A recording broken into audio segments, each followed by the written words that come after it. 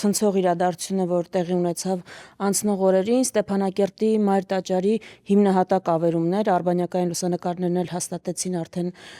լուրը, դա տեղի ունեցավ ապրիլի 24-ից օրեր առաջ, դրան Հայաստանում հաջորդեց ցույց ապրիլի 23 ավանդական ջահերով երթ, այդ երթի մաս դարձած Թուրքիայի դրոշի այրում ու ինչ հետաքրքիրը, ամենահետաքրքիրը որն էր, որ Մայր տաճարի քանդումից հետո Նիկոլ Փաշինյանը ուղիղ հայտարարեց, որ չեն բարձրաձայնելու դա, չեն դատապարտելու, դա կոնֆլիկտային տրամաբանություն է։ Հմեկի եթերում Արսեն Թորոսյանը հասավ այնտեղ, որ ասեց Ադրբեջանի ինքնիշխան տարածքն է։ Իրանց տարածքումը քանդել են։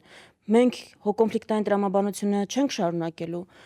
բայց օրինակ Թուրքիայի դրոշի այրումը երիտասարդների կողմից բողոքի ակցիան րոպեներ հետո դատապարտվեց պետական ամենաբարձր մակարդակով։ Այս ու դատապարտվեց նաև Ադրբեջանի կողմից։ Հիմա սինխրոն էլի։ Հիմա այս ինչի դրսևորում, այս ինքնիշխանության դրսևորումը, այս կոնֆլիկտային տրամաբանության մեջ չմտնելու դրսևորումը, ասենք մենք այդ վիճակում ենք, որ մեր եկեղեցիները որ քանդեն, հայ որ սպանեն, չպիտի արձագանքենք, որովհետև դա պատերազմ կլինի, սենց պիտի ապրենք, ինչ է էլի ձեր տեսակետը։ Դուք ոնց կանեք։ Հիմա շատ վատ վիճակում պարտված ենք,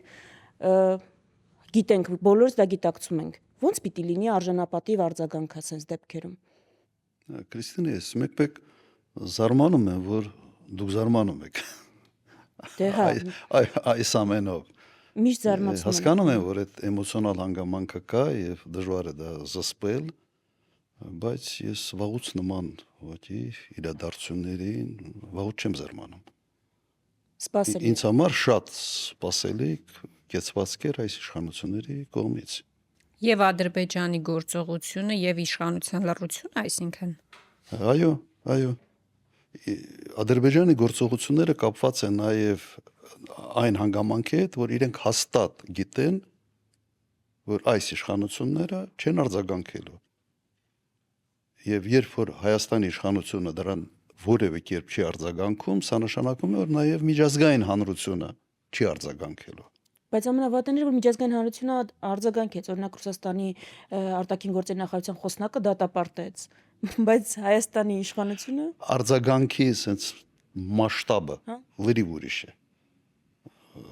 Եթե ասում ենք դա մեր տարածքը չի եւ դա կոնֆլիկտացին է։ Այդ տրամաբանություն, արձագանքը։ Ուրեմն եկեղեցին քանդելը կոնֆլիկտացին չի,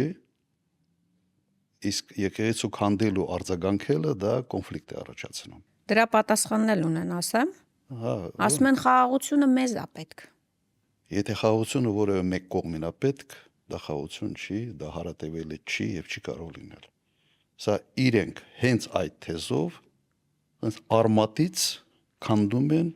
հենց իրենց թեզերը։ Խաղաղության հետ կապված ինչ է նշանակում խաղաղությունը մեզ է պետք։ Չի լինում։ Միակողմանի, այսպես ասենք, խաղաղություն չի լինում։ Այսինքն մենք պետք է ամեն ինչ անենք հնարավորը եւ անհնարինը խաղաղության հասնելու համար, որովհետեւ պարտված կողմն ենք, համեմատաբար թույլ ենք եւ այլն, տարբեր գործոններ։ Արժանապատվության հաշվին, ստրկանալու հաշվին, ըստ տեղին է ուղղակի հիշել այդ հայտնի Չերչիլի ասածը։ Եթե դու պատերազմի եւ արժանապատվության միջեւ նվաստացման ավելի ճիշտ է, միջեւ դու ընտրում ես նվաստացումը, ապա ստանում ես եւ նվաստացում եւ պատերազմ։ Հայտնի շատ արտահայտություն է Չերչիլի եւ ինքը դա արեց հենց կապված պատերազմ խաղաղություն դիսկուրսի հետ ժամանակին։ Երկրորդ համաշխարհային պատերազմի հենց սկիզբն էր։ Եթե դա դաս չի ուղղակի այս իշխանության համար, ուրեմն իրենք ոչ պատմություն գիտեն, ոչ ընդհանրապես տրամաբանության որևէ շրջանակներում տեղավորվում է իրենց այդ բանը լոգիկան, էլի ինչ ոնց են մտածում։